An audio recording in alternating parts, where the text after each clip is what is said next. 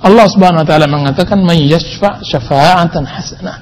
Barang siapa yang memberi syafaat, barang siapa yang memberikan memo yang baik, maka dia akan mendapatkan memo yang baik pula yang semisal dengannya. Yaitu seorang muslim mempergunakan kedudukannya,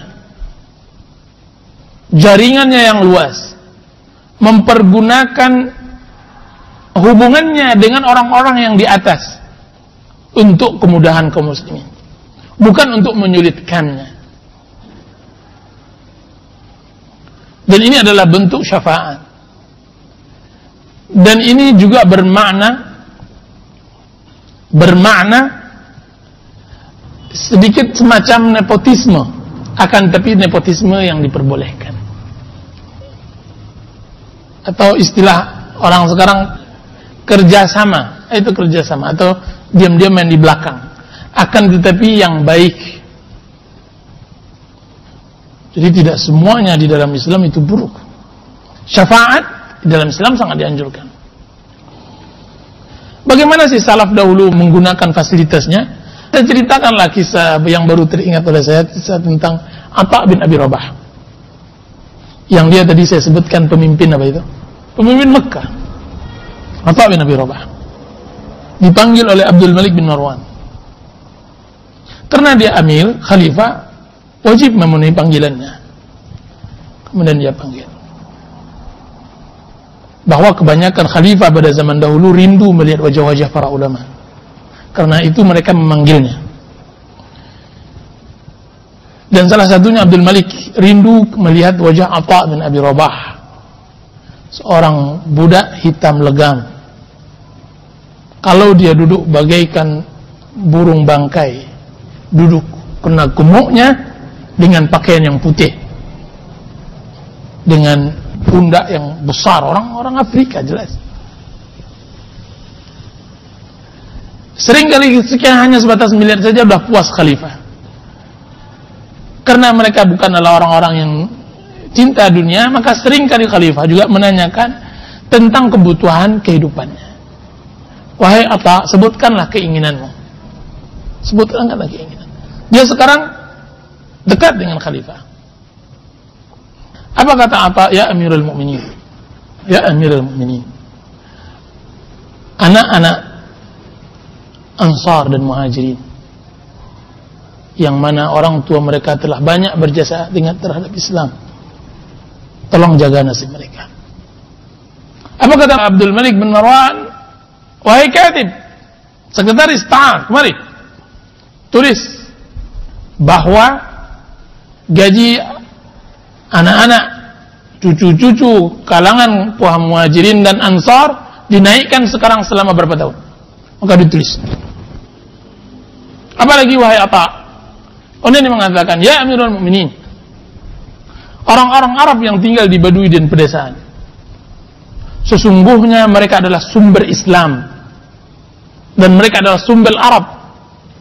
Kalau seandainya mereka disia-siakan, maka akan sia-sia Islam dan sia-sia Arab. Tolong perhatikan nasib mereka. Wahai katib, kemarilah, tulis. Berikan jatah mereka tahun ini 2 kali lipat.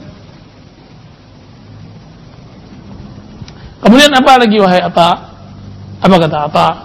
Wahai Amirul Mukminin, prajurit-prajurit yang menjaga perbatasan daerah kaum muslimin, yang mana jika seandainya kita lalaikan dan sia-siakan mereka, maka akan lemah semangat mereka untuk mempertahankan perbatasan dan akan masuk orang kufar dan akan merusak kita.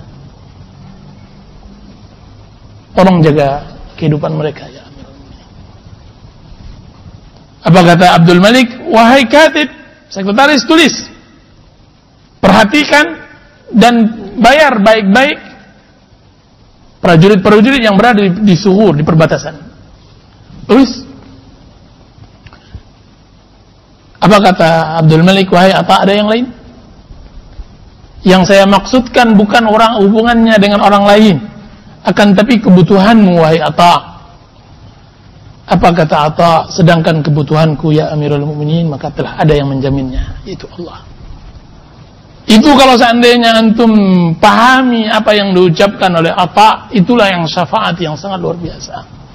Orang-orang yang berilmu, jika seandainya telah dikenal oleh pejabat, oleh penguasa, mereka memberi manfaat untuk manusia. Tapi lihat penjahat, penjilat, ketika menghina pemerintahannya, mereka menghancurkan bangsa dan negara. Ini syafaat yang sangat luar biasa. Ini syafaat yang sangat luar biasa. Dan saya tidak ada melihat di sepanjang sejarah yang saya baca, orang yang menggunakan fasilitas hidupnya atau fasilitas dirinya yang diberikan, yang dipercayai kepadanya, kemudian dia gunakan habis-habisan untuk kaum muslimin, seperti Syekhul Islam Abdul Aziz bin Baz rahimahullah. Beliau permisalan yang sangat luar biasa. Orang yang mempunyai kedudukan yang benar-benar menggunakan kedudukannya itu untuk kemudahan kaum muslimin. Dalam semua lininya. Sudah berapa mahasiswa yang beliau luluskan atas memo yang beliau sampaikan kepada rektor. Berapa banyak kawan-kawan kita di Indonesia yang dapat memo dari Syekh Abdul Aziz bin Baz masuk ke Madinah? Dapat? Saya mengharapkan, karena kedudukannya jelas semuanya tunduk kepadanya, anak ini sangat layak untuk dimasukkan ke Madinah. Langsung masuk. Biasanya lebih licin.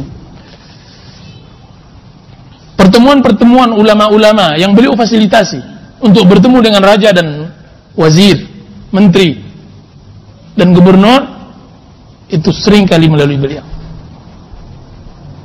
Beliau pergunakan dan beliau tidak peduli. Bagi sebagian orang itu hal yang sangat mahal, berharga, yang dia hidup matinya untuk mencari itu, terus tidak bisa diberikan sembarangan. Harus pakai fee. Beliau tidak, fee-nya cukup untuk akhirat. May yashfa' syafa'atan hasanah. Sampai kepada orang yang mana dikenal dai, yang memang juga di dalam dai itu mempunyai kesalahan, seperti Said Qutb ketika telah diputuskan hukuman gantung. Beliau termasuk menggunakan fasilitas beliau sebagai mufti besar di Arab Saudi, mengirim surat kilat kepada Presiden Mesir waktu itu agar membatalkan keputusan tersebut. Beliau juga yang dari cerita-cerita yang sangat masyhur, yang mengirim surat langsung ke salah seorang menteri karena ada surat datang dari Filipina bahwa anaknya jatuh ke sumur karena sudah tua, sumur itu tua. Dia ingin minta bantuan untuk membangun sumurnya. Diberi bantuan. Langsung. Sangat dermawan sekali. Apa kata bendaharanya, bendahara jamnya, bendahara kampus? Sering kali Syekh bin Baz itu menanyakan kepada saya gajinya. Dan dia lupa. Sering kali dia menjawab, Syekh, gajimu bukan hanya bulan ini, 2 bulan yang akan datang sudah habis. Karena syafaat tadi. Orang yang sangat luar biasa. Di mobil yang beliau berangkat, di kiri kanannya ada 5 orang. 2 penulis, 2 penerima telepon. Semua telepon beliau jawab. Semuanya beliau janjikan minimal, kalau tidak langsung menulis. Ketika ada telepon minta bantuan, langsung dia kirim. Wahai penulis, wahai katib, tulis bahwa ini izin saya keluarkan uang $10.000, keluarkan uang $5.000, keluarkan. Begitu kehidupannya itu di mobil ketika dia berangkat. Bayangkan ketika dia duduk di kursi. Makanya kehidupan beliau berkah begitu luas, sangat luar biasa. Syafaat beliau gunakan. Nah, seorang muslim seharusnya menggunakan fasilitas yang dia miliki untuk kemudahan kaum muslimin.